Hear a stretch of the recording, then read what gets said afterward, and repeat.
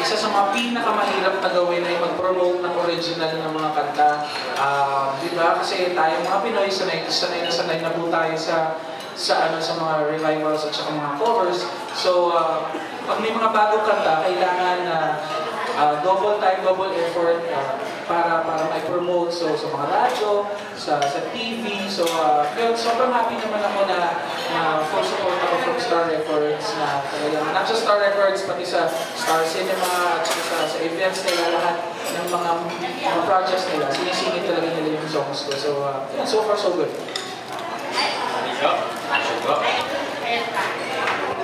Congratulations, because now you have a lot of original album. My name is Mami Jo Gonzolante.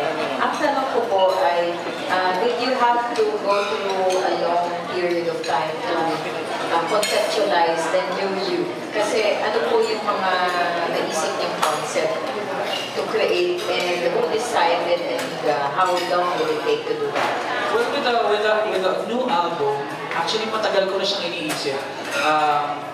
I think it's any singer's dream to come up with his own songs, diba? His own sound, his own songs. And for the 10 years that I've been in the industry, siguro yung timing lang siguro na nung pumasok ako sa industriya, uso talaga yung revivals. Tsaka so we had to, ride with the trend. Siyempre, it's not just, an artistic expression, it's also a business. Kaya kailangan compromise din, di ba? So, I showcase my voice through songs na maibabenta ng label. So, siguro we had to wait for a couple years para, ma-establish yung tunog ni Jed Madela. And then, now that I'm with Star Records, kumbaga nailabas ko talaga yung talaga yung sound ko. Kasi people know me as the Biritero, the singer of, love songs, gano'n. So, masyado akong naka-hold doon. So, with this album, which took a couple of years in the conceptualizing stage, nailabas ko lahat dito, naipakita ko sa mga tao sa album na to na hindi lang ako pang love songs, pwede din ako sa pang upbeat, pwede ako sa pang groove. So, it's a multifaceted album. Kaya happy ako na nailabas ito dito with Star Records. Congratulations po. My second question is about the song which is composed by... It's composed by Garlic Garcia and Jonathan Manalo. It's a collaboration between the two. And ang funny pa na kwento dito, yung Wish was originally submitted as a love song. Sinabit siya ni Garlic na gawing love song. Sa mga hindi nakakakilala, si Garlic Garcia is one of the head writers, Big Bad Bawang, one of the head writers in ABS. I think she's doing The Voice right now, and she used to be with ASAP before. So, nung sinubmit niya yun, love song talaga siya. But then it was the last song na sinubmit. So sabi ni Jonathan, ibahin natin siya. Let's make it very different from all the songs that na-record ko na. So, ginawa ni Jonathan ng melody, ginawa niya ng beat. So, yun, lumabas yung Wish. Will there be an original choreography for the dance step? That's a good idea. Wala pa, di ba? Sana magkaroon. Actually, we already made the video for sana nga, di ba, naihabol namin. But then, who knows, baka may pauso na naman ng dance step na. So, it's a good idea. A-contest, sige. So, it's a good idea. Kaso, hindi naman kasi ako dancer, kaya nakakahiya. Last question. Last question.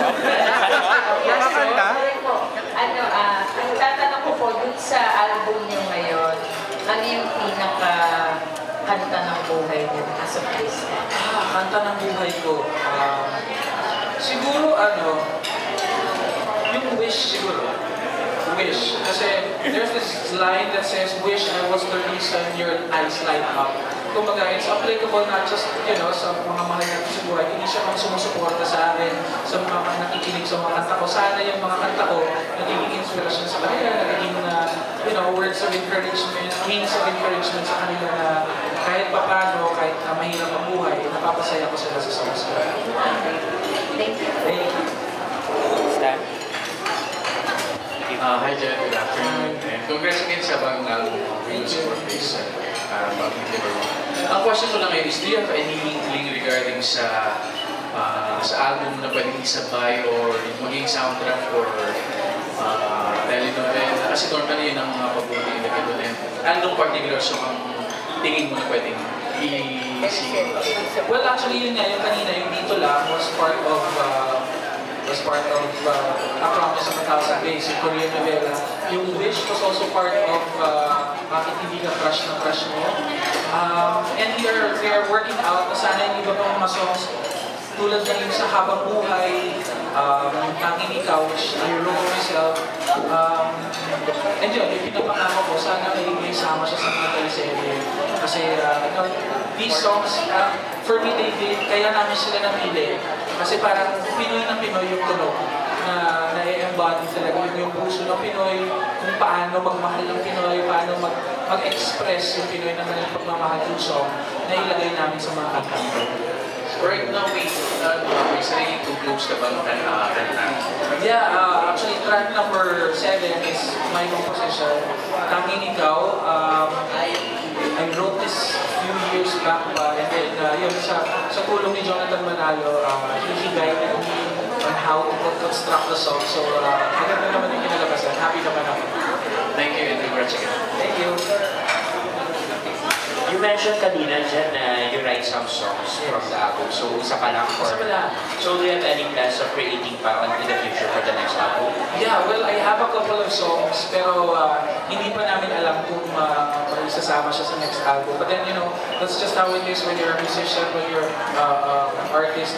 You just write your material, and then minsan nakatago lang sa baul yan, and then it has its own right and right time na lumabas, di ba? Kasi minsan na, di ba, yung mga kanta, it takes 10 years for it to be recorded because nakatago lang siya. So, yeah, dinadamihan ko yung sulat ng mga kanta para in case na, the right time comes na mailabas siya, meron akong mga songs na i-present sa stage. And also, I saw someone from your post, do you hear the people sing? So, how was the performance? Kasi kasama mo sila. Leia, being presenting with the Broadway people, and then yung feel na you do those things. Do you have any plans in the future for doing that? Well, sana, if I would be given the chance, why not?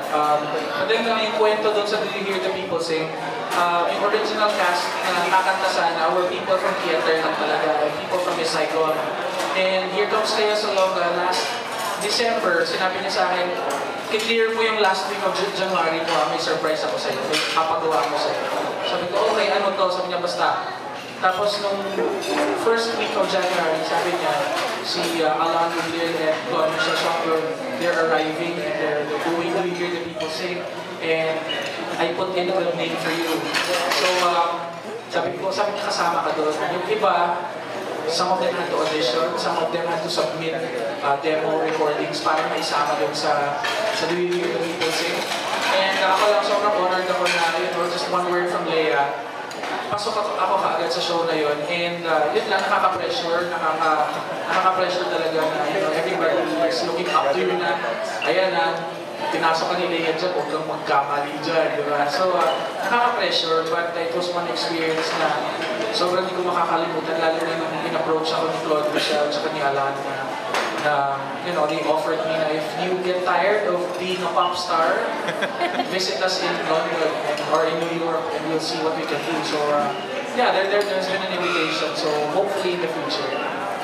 Kasi so far, di ba, ang lumalabas na sila Eric, sila Rachel, do you have any plans yung mga nag-audition? Kasi I heard na mention before during the interview, parang nagbalak ka mag-audition for Phantom yata, pero it's not open. Yeah, yun ang nakakatawa kasi sa grupo namin, sa mga champions, ako na lang ang hindi pa nakakapag-stage musical, and Sarah, but then most of us, like si Rachel, si Christian, si Eric, si Mark, we already did musicals, and ako siguro, I'm comfortable in that kind of genre, yung voice ko is fit for that genre daw. So, siguro with the right project, in the near future, I would like to do something like that. And yun ngayon sa Phantom of the Opera, I wanted to audition, kaso they were not auditioning anybody because they were bringing in their cast, yung sarili nilang cast. So, kahit nasa Miss Saigon, mag-audition sana ako for the other roles, but then they were concentrating more on looking for Kim. So, yun, hindi na ako audition. Although I found